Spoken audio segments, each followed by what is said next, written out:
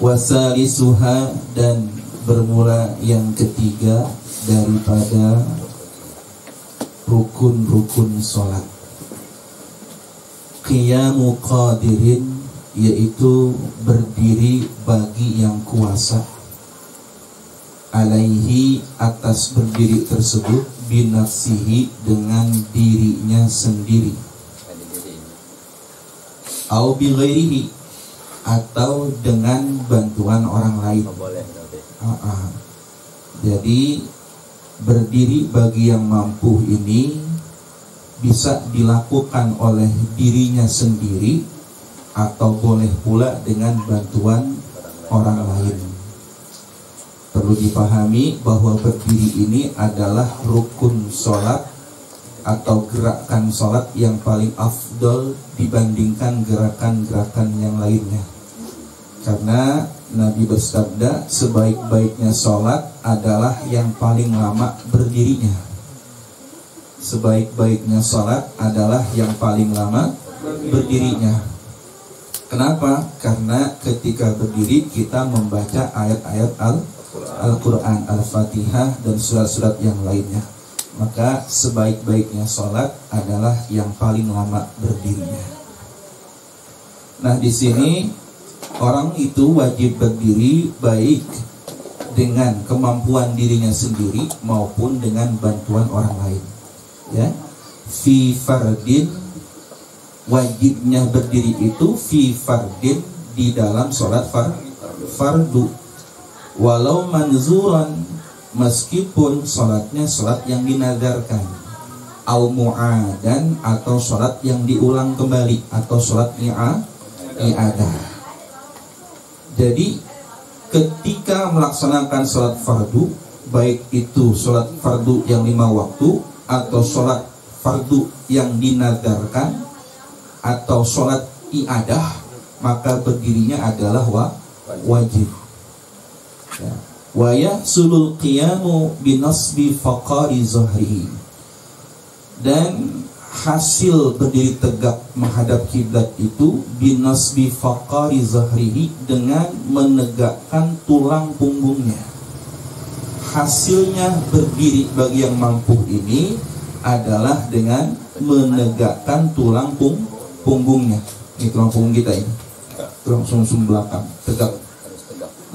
Ai idhamihi, yakni tulang punggungnya, allati hiya mafasiluhu, yang mana tulang punggung itu adalah mafasiluhu, persendian daripada punggung. Mafasil, persendian, tulang-tulang sendi. Walau bistinadi ila syai'in, dan jikalau bersandar terhadap sesuatu, bihaisu, dengan sekira-kira, lauzala, jikalau hilang sesuatu tersebut, lasa kotok, maka dia bakal jatuh. Jadi meskipun bersandar, berdirinya itu bersandar terhadap sesuatu, tembok, tiang, patok, dan lain sebagainya, ya, sekira-kira itu tembok, itu tiang, itu patok hilang, ya, ditiadakan, dia bakal jatuh. Berarti kan nyender, ya. Nah, meskipun nyender sekalipun, ini sah berdirinya.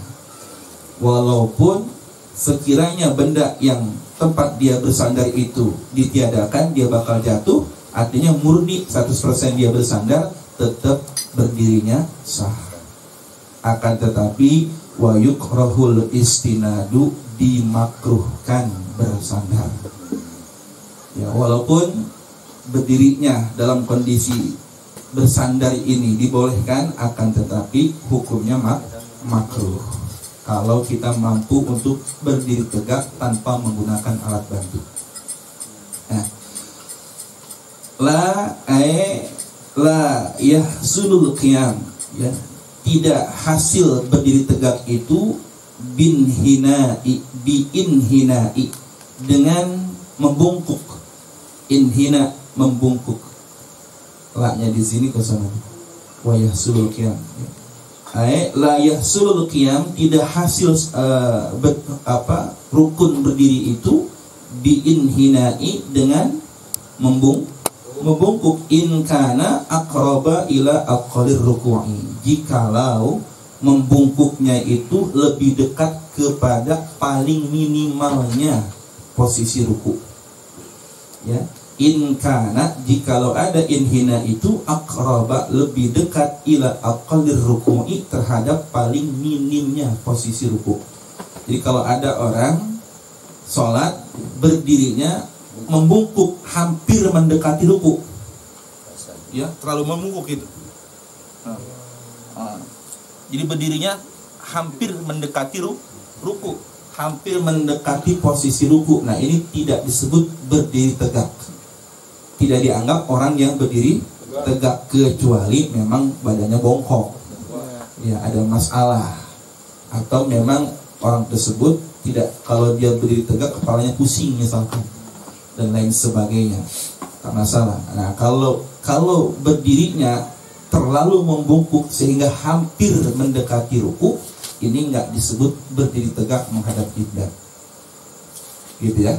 Tapi kalau hanya sekedar merundukkan kepalanya, ya, tidak sampai mendekati ruku, ini masih dibolehkan. Seperti itu. Illam ya'jiz an tamamil intisabi, illam ya'jiz, jikalau tidak lemah, ya, lam ya'jiz, tidak lemah, an tamamil intisabi, daripada menyempurnakan berdiri tegak. Illam ya'jiz an tamamil intisabi, jikalau tidak lemah, maksudnya tidak ada masalah buat dia untuk berdiri tegak. Kalau dia mampu berdiri tegak tapi malah membungkukkan tubuhnya hampir-hampir mendekati ruku, maka orang ini tidak sah berdiri tegaknya, kecuali orang yang memang tidak mampu berdiri tegak karena ada masalah pada dirinya. Wali ajizin syaqqa alaihi qiyamun, dan bagi orang yang lemah, syaqqa, yang sulit, alaihi, atas itu ajiz, qiyamun, berdiri. Bi'an lahiqahu, dengan bahwasanya terjadi pada dirinya, bihi, dengan berdiri tersebut, masyaqqatun syadidatun, kesulitan yang sangat atau sangat sulit untuk berdiri. Bihaisu, dengan sekira-kira, latuh tamalu adatan, dengan sekira-kira tidak dapat ditanggung adatan, secara kebiasaan. Artinya masyaqqat ini saking sulitnya, saking beratnya, membuat dia nggak bisa berdiri tegak secara kebiasaan.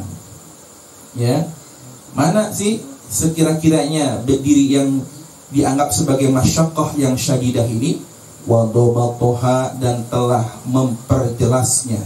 Wadobatoha, dan telah memperjelasnya masyaqqah syadidah itu sopo al-imamu, imam Haramain, Imam al-Juwaini, bi antakuna, dengan bahwasanya masyaqqah tersebut, bihaisu, sekira-kira, yadhabu ma'aha, bakal menghilangkan dengan masyaqqah tersebut, khusyu'uhu, khusyuknya si musalli.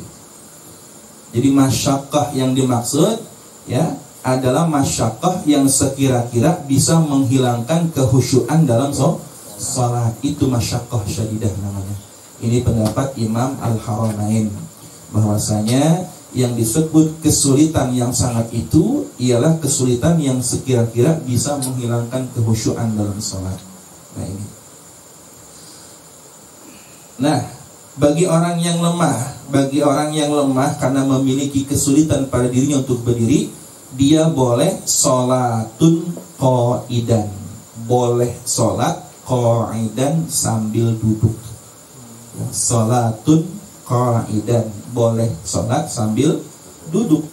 Seperti siapa contohnya? Karokibi safinatin, seperti orang yang naik perahu. Seperti orang yang naik perahu. Khafa, yang khawatir. Khawatir apa? Nahwa dawaroni ra'sin inqoma. Contohnya orang naik perahu, ya dia khawatir dawaroni ra'sin, pusing kepala. Pusing kepala. Inqoma, kalau dia berdiri. Mabok laut maksudnya. Kalau sholatnya sambil berdiri, ini kena angin, mabok laut kan gawat. Nah, orang yang khawatir bakal pusing kepalanya kalau berdiri, maka orang ini boleh duduk sholatnya. Wasalisin, dan contohnya seperti orang yang beser. Orang yang beser itu orang yang tidak bisa menahan pipis maupun kentut, sama itu salis juga ya. La yatamassaku, yang tidak dapat menahan. La yatamassaku, yang tidak dapat menahan hadasahu, akan hadasnya. Illa bil qu'udi, kecuali dengan sambil duduk. Ya, orang yang nggak bisa nahan hadas kecuali sambil duduk, maka sholatnya boleh sambil duduk. Kalau berdiri kentut mulu, kalau berdiri ngacir mulu. Nah, boleh sambil duduk. Ya. Iya, kayak Panggi. Masya Allah, enggak mungkin. Wayanhanil qaidu liruku'i, wayanhani, dan membungkuk si musalli. Wayanhanil qaidu, dan membungkuk orang yang sholatnya duduk, liruku'i, untuk ruku. Ketika hendak ruku, orang yang sholatnya sambil duduk, maka dia harus membungkuk. Bihaisu tuhadi, dengan sekira-kira berhadapan, jabhatuhu, keningnya itu si qaid, ma kuddama rukbataihi, bagian depan dari kedua lututnya. Jadi orang yang sholatnya duduk, ketika posisi ruku harus membungkuk sekira-kira keningnya berhadapan dengan kedua lututnya. Ini bagian depan kedua lututnya, ma kuddama rukbataihi. Nah, kalau untuk sujud berarti lebih ke bawah. Kalau untuk ruku sejajarkan dengan dua lutut yang depan ini. Kalau untuk sujud lebih ke bawahin lagi. Apalagi kalau orang duduknya bisa sujud, ya sujud langsung. Kan gitu ya. Nah, biasanya kalau orang duduk bisa sujud kan ya. Nah, berarti kalau untuk ruku mah sejajarkan saja keningnya dengan kedua lutut. Nah, kalau untuk sujud biasa. Kan bisa duduk. Ya, far'un, bermula ini itu suatu cabang daripada pembahasan bab ini. Qala syekhuna, telah berkata syekhuna Al-Imam Ibnu Hajar Al-Haytami, yajuzu limaridin, boleh bagi orang yang sakit, amkanahul qiyamu, yang memungkinkan bagi itu si marid, al-qiyamu, berdiri, bila masyaqqatin, dengan tanpa kesulitan, lawin faroda, jikalau salatnya sendiri, la in shalla fi jama'atin, tidak memungkinkan in shalla, jikalau dia salat fi jama'atin, pada kondisi berjamaah, illa ma'ajulusi fi ba'diha, melainkan jikalau kondisinya duduk fi ba'diha, pada sebagian sholatnya.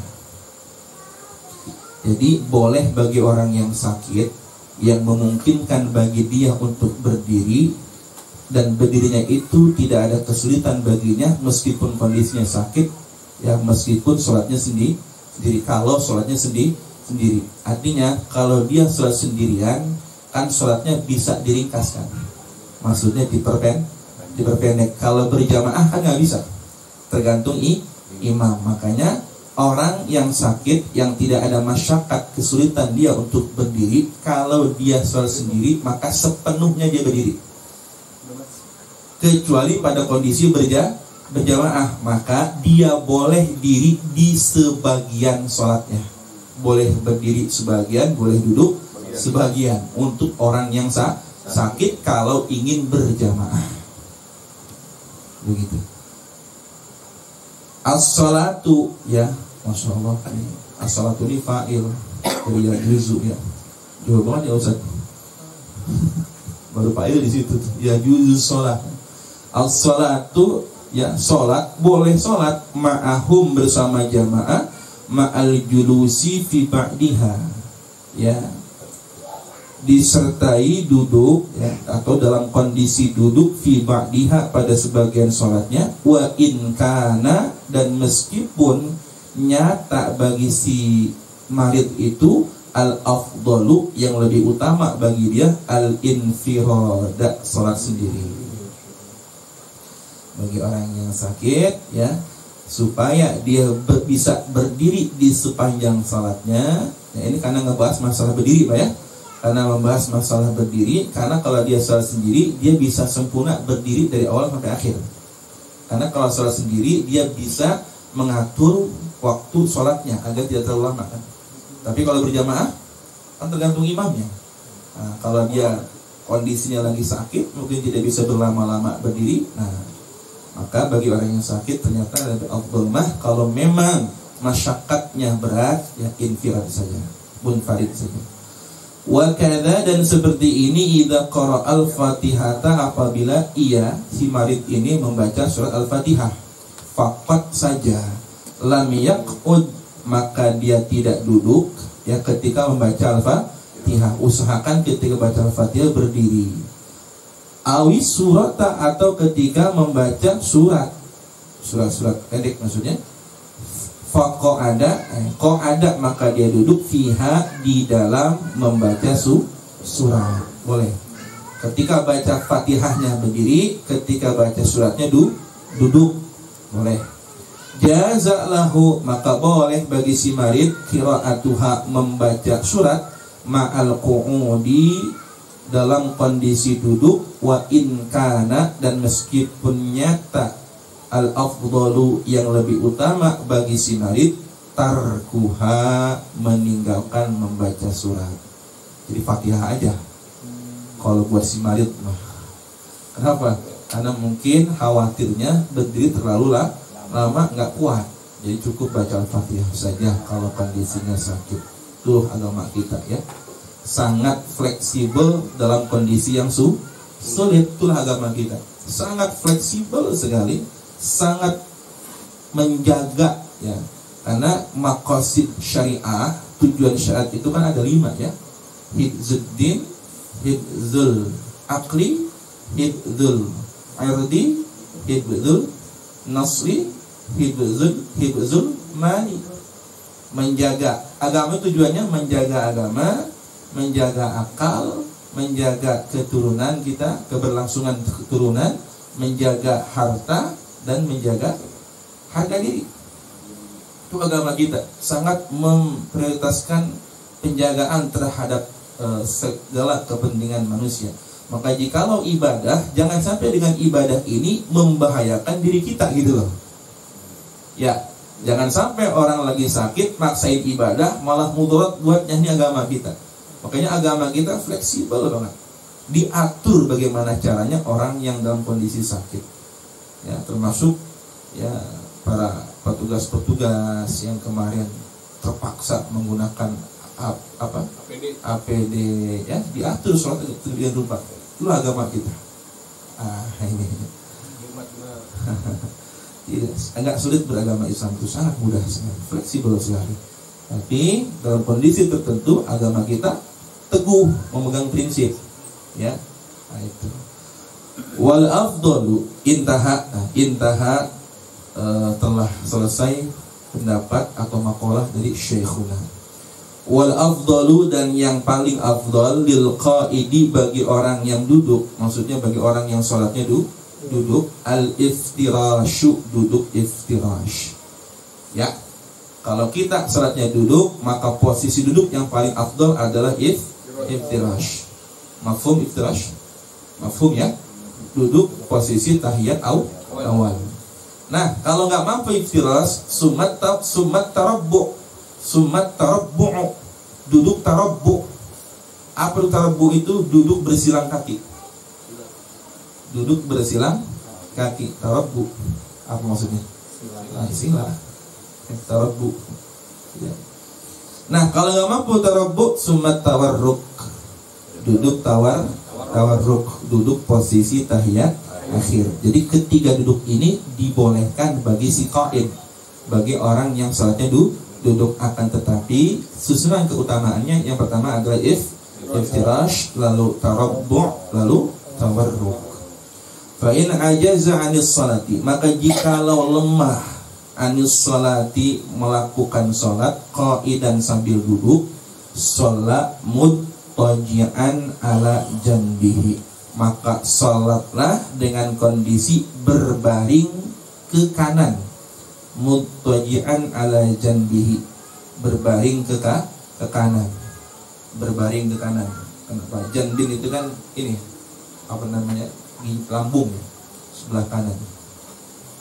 Kalau nggak mampu duduk, maka sholatnya sambil berbaring ke arah kanan. Mustaqbilan lil kiblati, sambil menghadap ke kiblat, biwajhihi, dengan wajahnya, wa muqaddimi badanihi, dan bagian depan badannya, seperti posisi mayit dimasukkan ke dalam liang lahat. Itu sholat orang yang muttaji'an. Jelas ya? Jadi menghadap ke, yang menghadap ke apanya? Mukanya, wajahnya, dan bagian depan tubuhnya. Nah, kalau nggak mampu kayak begitu, ya, maka nggak belum. Wa yukrahu 'alal janbil aisari, dan dimakruhkan berbaring ke arah kiri, makruh. Ala janbil aisari, dan dimakruhkan berbaring di atas tubuh yang sebelah kiri, bila udrin, dengan tanpa udur, kecuali ada udur. Berbaring ke kanan nggak bisa, ada bisul misalkan, harus ke kiri boleh, tapi kalau nggak ada udur makruh. Sebaiknya berbaringnya ke arah kanan, jadi nyeng kanan lain nyeng kere. Famustalqiyan, maka tak mampu muttaji'an ala janbih, maka famustalqiyan, maka berbaring, ya, atau terlentang. Famustalqiyan, maka terlentang, ala dhahrihi, di atas punggungnya, terbahan, terlentang di atas punggung. Wakhmasahu, dan kedua ujung tumitnya, ilal kiblati, ke arah kiblat. Wa akhmasahu, dan kedua ujung tumitnya, ilal kiblati, ke arah kiblat. Ini posisi orang yang sholatnya telentang. Berarti kemana kepalanya? Kepalanya kalau di kita ya, kepalanya ke timur, berarti kakinya ke barat. Itu yang posisi telentang. Kepalanya di timur, kakinya di barat. Kemudian wajibu ayyadha'a tahta ra'sihi, dan wajib meletakkan di bawah kepalanya si orang yang tidurnya sholatnya terlentang itu, nahwa makhiddatin, seumpama bantal, diganjel kepalanya pakai bantal, supaya apa? Liyastaqbila biwajhihil kiblata, agar wajahnya menghadap ke kiblat. Jadi orang yang sholatnya terlentang, kepalanya diganjel sejenis bantal atau lain sebagainya, supaya wajahnya bisa menghadap ke kiblat. Jelas kira-kira ini ya, jadi ini posisi orang yang salatnya sambil telentang, bukan lentang ya. Kalau lentang bahaya. Wa ayyumi'a ila saudil qiblati, dan hendaklah memberikan isyarat. Yumi'a itu memberi isyarat, manggut atau apa, kepalanya ditenglengin sedikit ya. Yumi'a itu memberikan isyarat kemana? Ila saudil qiblati, ke arah kiblat, rokian, ketika ruku, wasajidan, dan ketika sujud. Nah, orang yang sholatnya terlentang, ketika ruku dan sujudnya dia harus memberikan isyarat. Dengan apa? dengan kepalanya. Ya, Allahu Akbar, nunduk sedikit. Nah, kalau sujud lebih nunduk lagi. Allahu Akbar. Yumi'a itu memberikan isyarat dengan kepala. Ya. Wa bisujudi akhfadu, dan dengan sujud itu akhfadu lebih rendah minal imai daripada memberikan isyarat ila ruku'i terhadap ruku in ajaza anhuma, jikalau lemah untuk melakukan keduanya, untuk melakukan ruku dan sujud. Jadi sedikit ada perbedaan. Kalau sujud lebih menunduk daripada ruku. Fa inna ajaza anil imai, maka jikalau lemah melakukan isyarat biraksihi dengan kepalanya, au ma'a, maka hendaklah ia berikan isyarat bi ajfanihi, dengan pinggir matanya, dengan kedua pinggir matanya. Ajfan, dengan kedua pinggir matanya, lirikan mata. Kalau ruku agak ini dikit matanya, turunin dikit. Allah, kedipan nanti kita ngedip, pakai kedipan gitu. Fa'in ajaza, maka jikalau berkedip pun tak mampu. Ya, waduh, ini yang parah udah nggak bisa ngedip. Ya, fa'in ajaza, maka jikalau lemah untuk mengedip sekalipun, ya, ajaza, maka harus menjalankan orang tersebut af'alas salati, berbagai aktivitas salat, ala qalbihi, di dalam hatinya.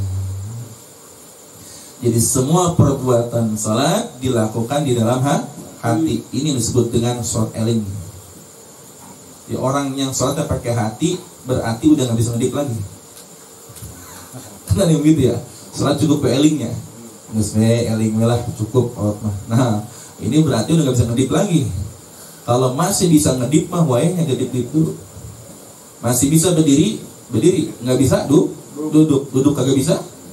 Berbaring ke kanan, nggak bisa pun telentang, nggak bisa telentang, pakai isyarat, kedip-kedip. Tak mampu pun menggunakan hati. Masya Allah, saking wajibnya sholat ya, saking wajibnya sholat. Jadi awas, sakit nggak jadi alasan kita tidak sholat, miskin tidak jadi alasan kita nggak sholat, jadi bawahan yang selalu disuruh-suruh sama majikannya pun nggak jadi alasan kita meninggalkan sholat. Ya, masih menjomblo sampai hari ini pun nggak jadi alasan kita untuk meninggalkan sholat. Ya,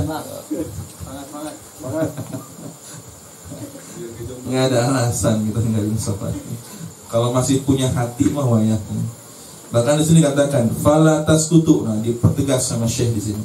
Fala taskutu anhu, fala taskutu, maka tidak menjadi gugur anhu, dari si orang yang sakit itu, as-salatu, salat, madama akluhu sabitan. Selama akalnya masih ada, selama akalnya masih tetap ada, maka tidak gugur kewajiban salat. Selama akal masih berpikir, akal kita masih ada pada diri kita, maka la taskutu, tidak gugur kewajiban salat, madama akluhu sabitan, selama akalnya tetap ada. Masya Allah, ini ibadah yang paling dahsyat ya ini. Baik, wa innama akharul qiyama an sabiqaihi, wa innama, dan sesungguhnya para ulama mengakhirkan al-qiyama, berdiri, an sabiqaihi, dari dua rukun yang sudah lalu. Kemarin kita bahas rukun yang pertama apa? Niat. Dua, takbiratul ihram. Yang ketiga kok diakhirkan berdiri? Diakhirkan daripada niat dan takbiratul ihram. Kenapa ulama mengakhirkan ini? Ma'a taqaddumihi alaihima. Padahal ya, ma'ataqaddumihi, padahal keberadaan berdiri itu lebih dahulu, ya enggak? Ya. Alaihima, daripada niat dan takbir. Betul tidak? Kan paling dulu diri dulu kita kan. Sebelum kita niat, sebelum kita takbir kan diri dulu. Tapi kenapa dalam penyusunannya ulama menempatkan berdiri itu di nomor 3 setelah niat dan takbiratul ihram? Kenapa demikian? Apa alasannya? Kan harusnya berdiri dulu, berdiri tegak, niat, baru takbir. Tapi ini kenapa di nomor 3 kan ulama mengakhirkannya setelah niat dan takbiratul ihram? Nah ini alasannya. Li'annahuma ruknani hatta fin nafli. Li'annahuma, karena sesungguhnya niat dan takbiratul ihram itu ruknani, dua-duanya rukun. Hatta fin nafli, hingga pada sholat sunnah sekalipun. Wahuwa, dan sedangkan berdiri itu ruknun fil fardhati faqat, adalah rukun hanya pada sholat fardu saja. Ya, betul tidak? Sedangkan pada sholat sunnah berdiri itu tidak wajib. Nah, dikarenakan posisi niat dan takbiratul ihram itu menjadi rukun baik pada sholat fardu maupun sholat sunnah, maka lebih didahulukan keutamaannya dibandingkan berdiri. Karena berdiri itu hanya wajib ketika sholat fardu. Dalam sholat sunnah itu tidak wajib berdiri. Maka keutamaan berdiri, ya, hanya ada keharusan berdiri, dia menjadi rukun hanya pada sholat fardu. Adapun niat dan takbiratul ihram tetap menjadi rukun baik pada sholat fardu maupun sholat sunnah. Maka didahulukan keberadaannya, urutannya didahulukan daripada berdiri. Itu hikmahnya, ya, ulama memberitahu kita seperti itu. Karena kedudukan niat dan takbiratul ihram sangat penting hingga menjadi rukun baik pada sholat fardu maupun sholat sunnah. Bisa dipahami ya? Baik, itu alasannya. Kok kenapa bukan berdiri menghadap kiblat dulu, malah di nomor 3 kan? Nah itu alasannya. Ya seperti Pancasila, kenapa ketuhanan yang Maha Esa di nomor 1 kan? Kenapa nggak nomor 5? Kenapa nggak nomor 2? Karena nomor 2, 3, 4, dan 5 tidak akan menjadi benar kalau tidak ada nomor 1. Ketuhanan yang Maha Esa, believe in God, believe in God. Kalau dalam bahasa Bang Patulnya itu, believe in God, percaya kepada Tuhan. Yang kedua, humanity, kemanusiaan. Yang ketiga, nationality. Yang keempat, demokrasi. Yang kelima, social justice. Tidak akan terwujud itu semua. Kalaupun terwujud, tidak akan menjadi benar kalau tidak believe in God, kalau tidak percaya kepada Tuhan yang Maha Esa. Maka sungguh tindakan bodoh sekelompok orang yang saya tidak tahu namanya apa itu, yang ingin merubah konsep dasar negara yang sudah baku dan sangat baik ini hingga hendak dirubah substansinya sedemikian rupa. Ini tindakan yang tidak baik, bahkan bodoh menurut saya. Kenapa? Karena 5 sila ini sudah menjadi suatu tuntunan yang luar biasa, arti rumusan yang baku dan sudah pasti akan terus selamanya menjadi dasar negara kita, dan sudah benar sekali kalau dijalankan. Tapi ini ada sekelompok orang yang hendak merubahnya. Saya tidak habis pikir itu mau bagaimana. Ya, kenapa di situ ya? Gara-gara susunan ini nih, rukun salat. Seperti itu ya. Lanjut sedikit lagi. Mutanaffilin ya. Kamutanaffilin, kaknya di sini ini ingin mencontohkan seperti keberadaannya berdiri itu seperti orang yang sholat sunnah. Contohnya begini, kamutanaffilin, contohnya seperti orang yang sholat sunnah, fayajuzu lahu, maka boleh baginya ayyusalliyan nafla qa'idan, sholat sunnahnya sambil duduk. Inilah mengapa berdiri diposisikan di nomor 3. Karena contohnya seperti orang yang sholat sunnah, maka boleh baginya sholat sunnah dalam kondisi duduk meskipun dia mampu berdiri. Bisa dipahami tidak ini? Orang yang mampu berdiri, ya, dia boleh saja duduk kalau dalam sholat sunnah. Tapi ingat, sholat sambil duduk pahalanya setengah dari sholat sambil berdiri, 50%-nya. Sayang kan? Setengahnya hilang, diri aja kalau mampu mah. Wa muttaji'an ma'al qudrati, Ya, maksudnya ini qa'idan wa muttaji'an. Dia boleh sholat sambil duduk atau berbaring ma'al qudrati, disertai dengan kemampuannya, alal qiyami untuk berdiri, awil qu'udi atau duduk gitu. Bisa diri dia malah duduk, bisa duduk dia malah rebahan, sholatnya berbaring boleh kalau sholat sunnah mah. Akan tetapi wa yalzamul muttaji'al qu'udu lirruku'i wassujudi. Wa yalzamu, dan wajib, al muttaji'a, bagi yang salat berbaring ke kanan, al qu'udu, wajib duduk, lirruku'i, untuk ruku, wassujudi, dan sujud.